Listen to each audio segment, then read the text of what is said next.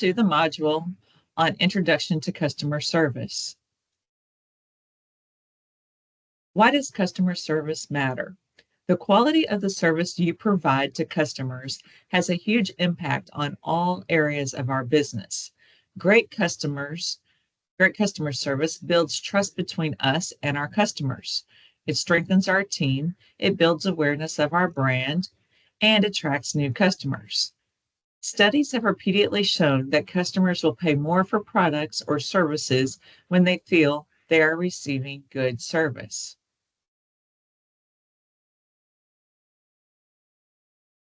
In this lesson, we're going to explore a few essential customer service skills you need for delivering great service, along with some tips for developing these skills on your own.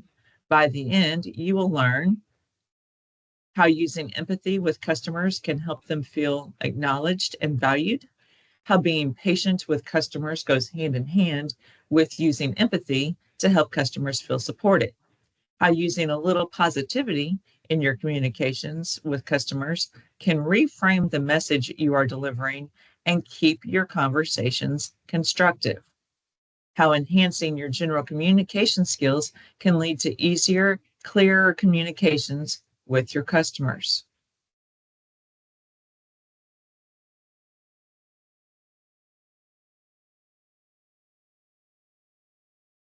Customer service basics. Customer service is an attitude, not a department. Customer experience is becoming the defining difference between companies that make it and those that do not. Your ability to communicate positively with customers is the critical link between your company's success or failure. There are 4 essential skills. The questions that we have about customer service will be focused on in this section. In this lesson, we're going to start unpacking these skills by explaining what each skill is and how it ties into your work with customers and coworkers.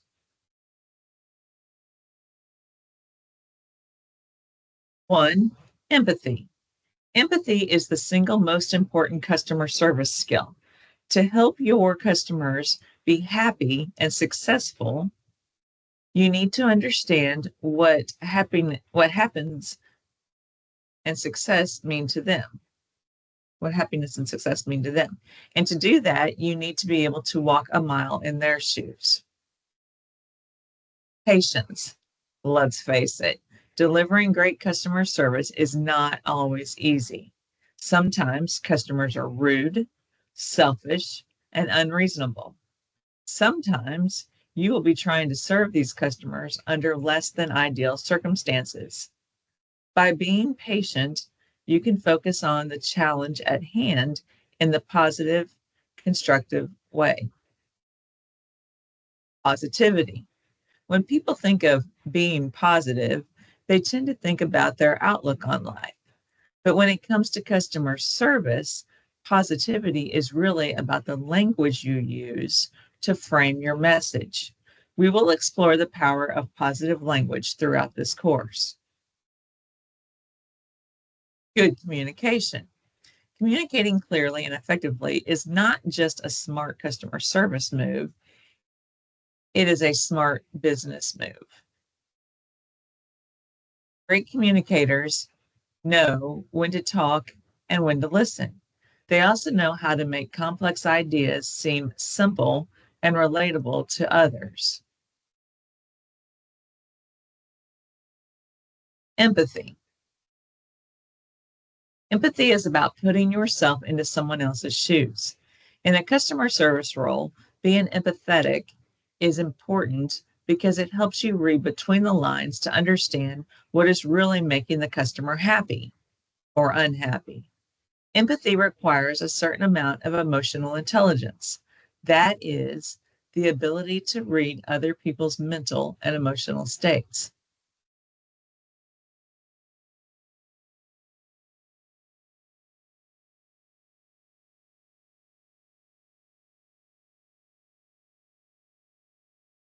The only way to change someone's mind is to connect with them from the heart.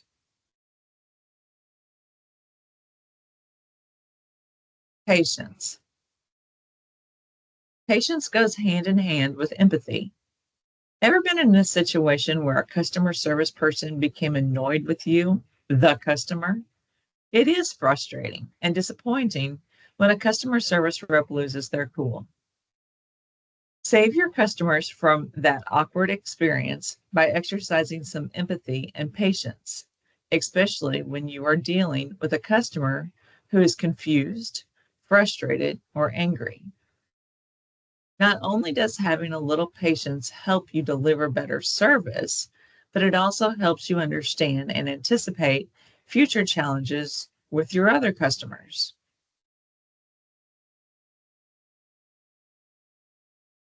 Not quite sure how to become more patient? We have provided some more food for thought around developing the skills. Click on each tip to learn a few pointers. To adjust your attitude, this means when your patience is wearing thin, remind yourself that the current situation is merely uncomfortable, not intolerable. Use positive self talk. Put a positive spin on a stressful situation and talk yourself through it, like saying, yes, this is tough, but I am going to stay calm and solve the problem. Recognize your triggers. Impatience arises when things do not go our way. Acknowledging things that trigger you and then adjusting your expectations accordingly can help you avoid reacting emotionally in a tough situation. 4 tips for being more patient. Make yourself wait. Stop doing things that are not important. Be mindful of the things making you impatient. Relax and take deep breaths. Positivity. Words have more power than you may realize. Did you know that the human brain has an unconscious bias towards negativity? That means your choice of words can lead customers to jump to negative conclusions, even when you are not intending to sound discouraging.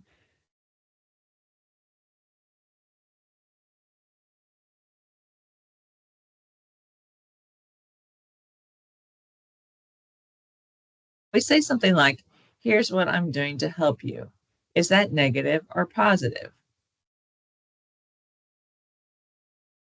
When we say, just a single click of the submit button is all you need, is that positive or negative?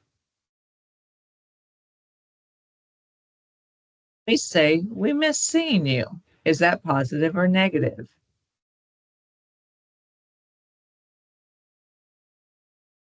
When we say, do not click the submit button more than once, is that positive or negative? When we have, when we say, I have some feedback I'd like to share, is that positive or negative? We say, I forgot to get back to you on that. Is that positive or negative? When we say, I have some constructive criticism, is that positive or negative?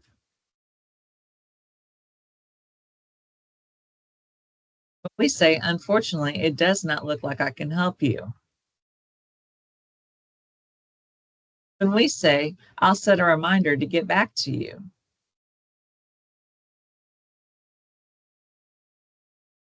When we say, we're so glad to see you again.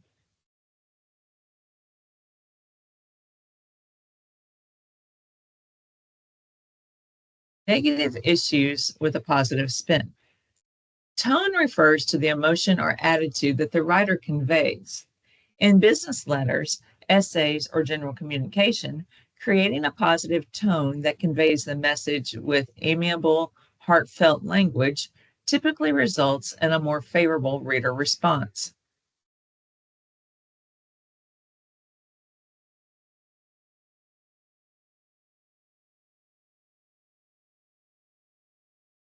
Simple ways to write about negative issues with a positive spin. There are a lot of moving parts when it comes to communicating effectively, but among the most important is tone. Here here is some advice for writing about negative issues in a way that sounds positive and productive. We can present solutions instead of problems. It is better to talk about what you can do rather than what you cannot. Formulate a solution or alternate plan and present that instead. State what you want, not what you do not. Why focus on preventing a negative outcome when you can encourage a positive outcome? Instead of beginning requests with do not, try starting with you do want. Keep hyperbole in check. Sometimes exaggerated language, a hyperbole, is used to great effect, particularly by advertisers, to promote something or speak to positive issues. But when you use it in a negative context, it can evoke bad feelings. Watch out for words like always and never. They are more likely to mean sometimes than either of those extremes. Try I statements. When you are tackling a difficult issue, statements that begin with you, and especially you always and you never, see the previous tip about hyperbole, tend to sound like accusations. And accusations, of course, raise a person's defenses. When you are bringing up something negative, keep the focus on how the situation makes you feel rather than what the other person did. I'm sorry, but that really means you're not sorry. When I was a kid and I would apologize for some heinous act of childhood treachery, I would often apologize with, I am sorry, but my mom would cut me off in my tracks saying, anytime you add but, it means you are not sorry. You are just defending yourself. When you are sorry, be sorry. Excuses and other defenses render apologies useless. A few other tips. Use positive words. Avoid emotional overtones. Concise language. That means keep it short and to the point. Accept responsibility. Be active and proactive. Maintaining a positive, solution focused tone can make things like bad news or criticism less devastating. And it all together. We have covered a lot of information. Before we wrap things up, take a few moments to practice using the 4 essential skills we have just reviewed by completing the following activity. Can you use your 4 essential customer service skills? For each of the following scenarios, use our 4 essential customer service skills to help the customer. Let's meet Nora. We will begin with Nora, a regular customer who is requesting a refund for an item that is outside our return window. What is the best way to handle the situation? I purchased this item a while ago and it is not very good quality. I would like a full refund, please. How would we respond? 1. Unfortunately, your refund cannot be processed by our system because it is after the 90-day return window. 2. I'm sorry, I cannot grant you a refund for merchandise purchased over 90 days ago. Would you like to speak to a manager? Or 3. I am sorry this item did not meet your expectations. It is after our 90-day return window, so I can issue a store credit. How does that sound?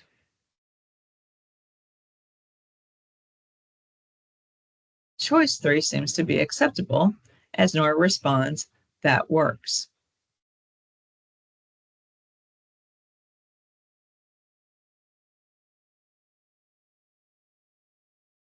What is one defining factor between companies that find success and those that fail?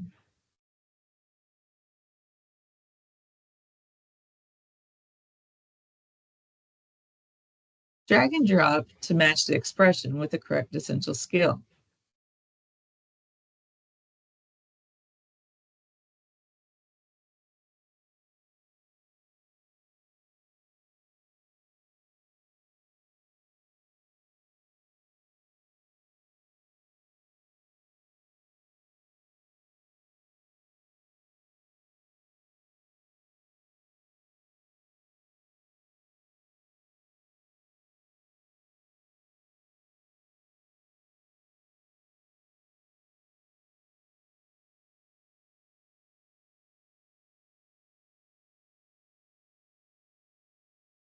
What are the 4 steps for improving customer service?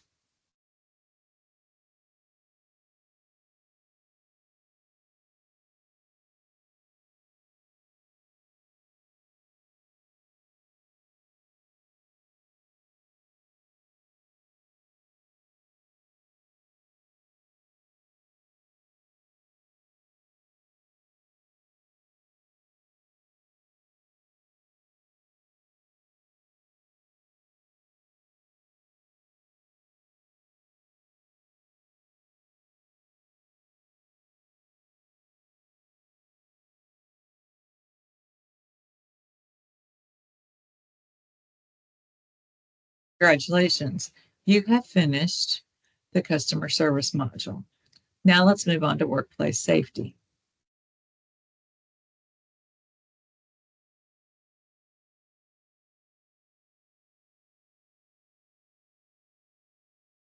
Workplace safety. Thousands of workers are injured on the job every year. Some of these injuries are serious and even fatal. Reducing the occurrence of workplace injuries is one of the main objectives of any workplace safety training. Safety basics. Workplace safety and using best practices are critical parts of all workplaces. Training employees to use best practices and help minimize workplace accidents will ensure a safe workplace.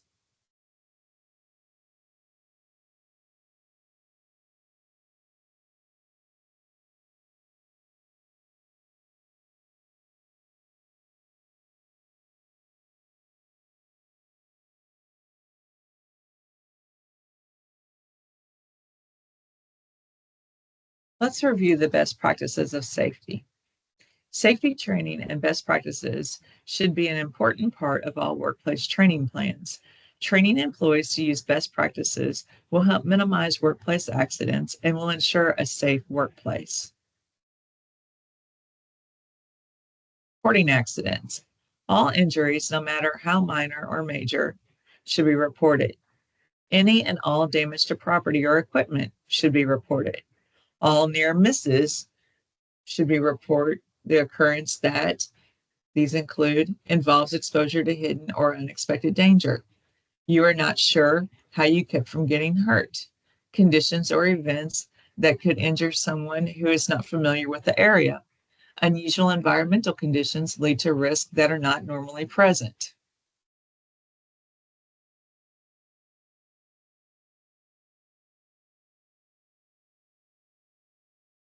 Workplace housekeeping. Some of the benefits of good housekeeping practices are better hygienic conditions lead to improved health, improved morale, improved productivity, fewer tripping and slipping accidents, and clutter-free and spill-free work areas, lower exposures to hazardous substances for participants, keep tools and equipment clean and store after use, keep hoses and wires bundled when not in use, clean up trash and unused material left in aisles and walkways and remove debris, stow away extension cords, tools, and carts after completing each repair job, remove ladders and other support equipment not in use. Bloodborne pathogens. OSHA standards for bloodborne pathogens. OSHA's bloodborne pathogen standards protects employees who work in occupations where they are at risk or exposure to blood or other potentially infectious materials. OSHA Standard 29 CFR 1910.1030 requires that each person who has a risk of exposure to bloodborne pathogens in the workplace through occupational exposure be given initial and annual training for these occupational hazards.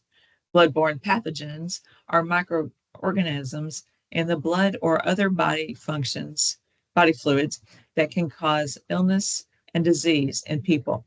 These microorganisms can be transmitted through contact with contaminated blood or body fluids. Universal precautions. Universal precautions are practices and procedures that provide the first line of defense against the risk of exposure to bloodborne pathogens. There are 2 major parts of universal precautions. 1, treat all blood and other bodily fluids as infectious regardless of the source. 2. Protect yourself with company supplied PPE, personal protection equipment, before you respond to a situation involving blood or human body fluids. Know your enemy. Employees should be trained in ways to recognize the hazard. What color is blood? Most people think of blood as being red, but blood is only red when it is outside the body and contains oxygen. Dried blood or bodily fluid can be any color. Site-specific exposure routes. Where are employees most likely to be exposed? Typically in the restrooms, break area, place of injury, and contamination from an injured employee. Emergency procedures. If you are exposed to blood or other bodily fluids, you should wash the exposed area thoroughly with soap and running water. Flush the affected area with running water for at least 15 minutes. Report the exposure to your supervisor as soon as possible. If the source is unknown, request blood testing and a hepatitis vaccination. In the event of a spill of bodily fluid, notify people in the immediate area that an incident has occurred. Isolate the area.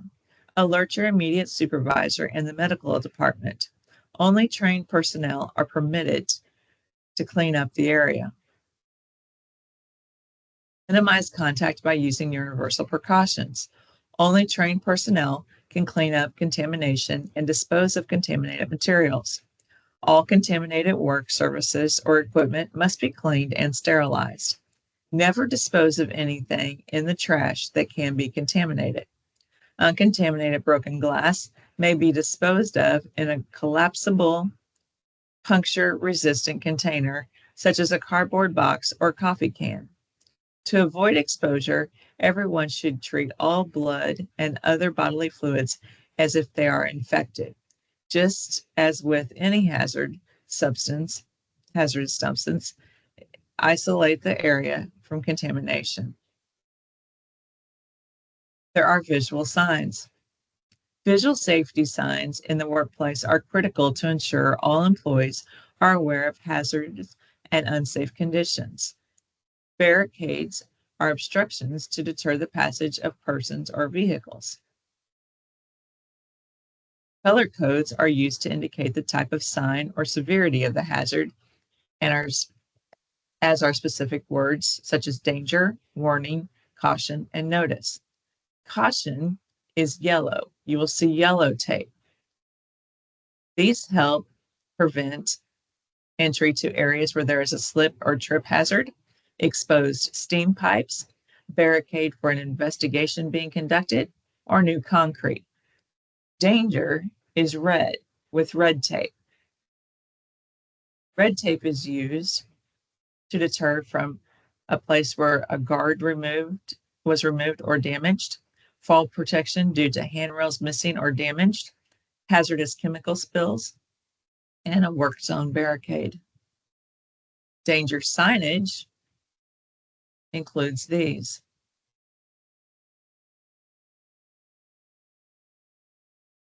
Caution signage includes these.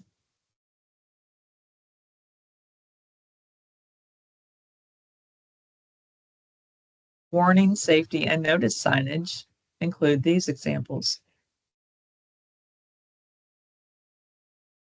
Tick markings appear in this chart.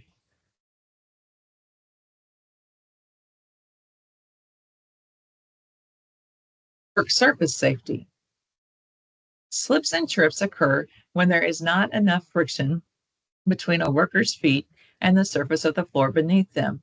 Some of the most common causes of slips and falls include spills, loose floor mats, and floors that are too smooth and slippery.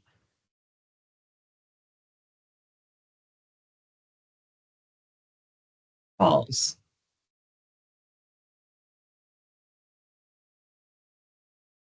Falls are bad because businesses lose money and fall hazards cause accidents.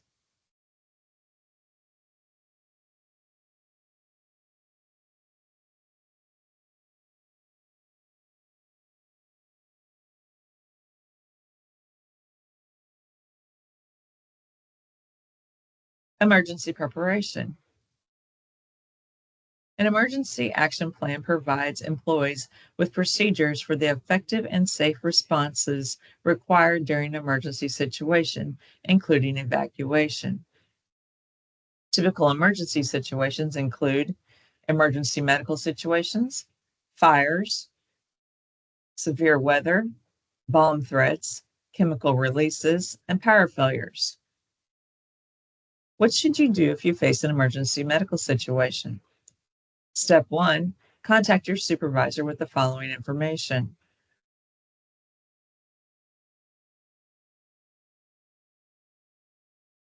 Step 2, your supervisor will call 911, notify security, notify facility emergency response teams, send one person to the main entrance to meet the fire department and or the ambulance and EMTs.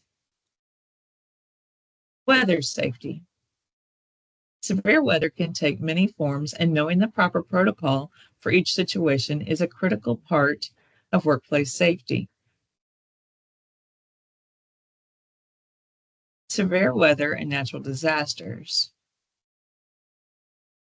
could include a tornado, hurricane, flood, winter storm, earthquake, or if conditions are favorable for severe weather and the Weather Service issues a tornado or hurricane watch. Know the notification systems. Sometimes it's testing for fire,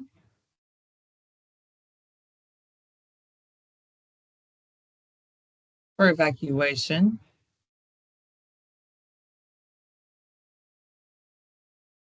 for severe weather,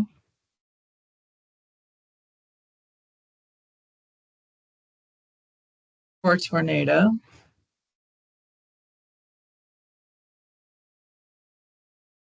and then the all clear.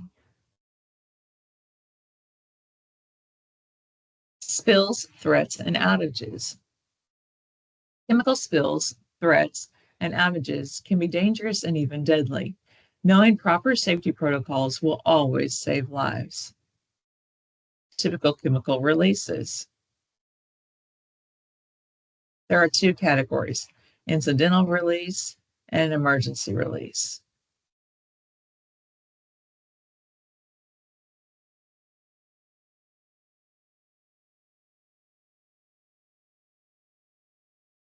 The MSDS SDA sheets are a valuable resource for determining spill response. Bomb threats. Keep these in mind.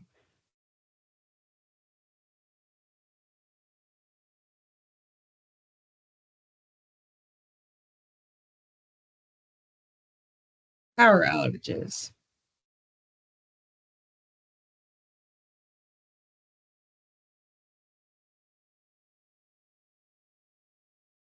Evacuation plans.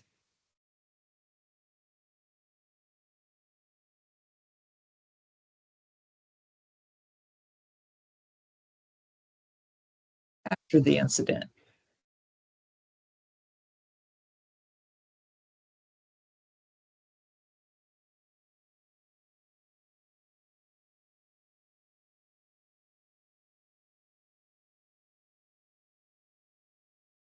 Safety hazards. Safety hazards are preventable if all employees are properly trained and consistently practice safety drills.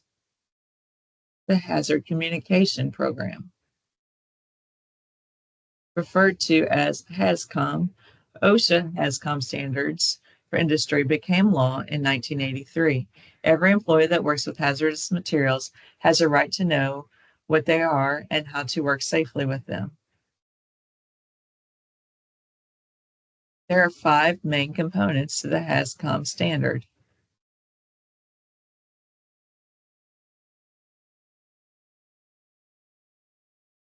MSDS and SDS requirements.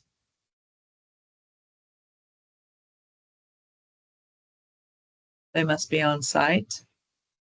Employees must be trained about them. It must be in English.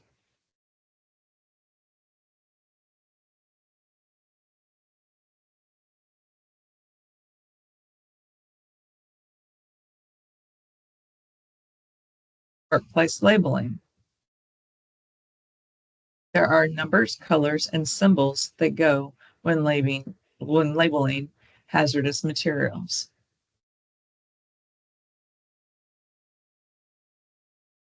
You will see them on a diamond.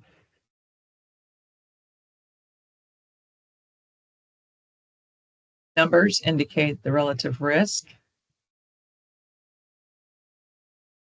Colors indicate health hazard, flammability hazard, instability hazard, or a special hazard.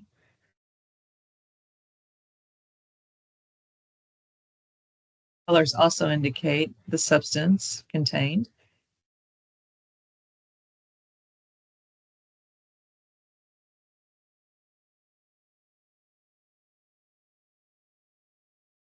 We also have pictograms for warnings.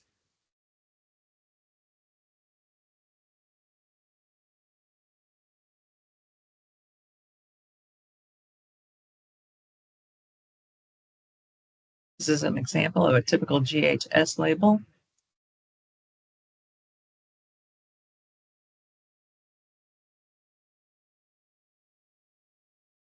Congratulations, you have now completed the workplace safety portion module of this training.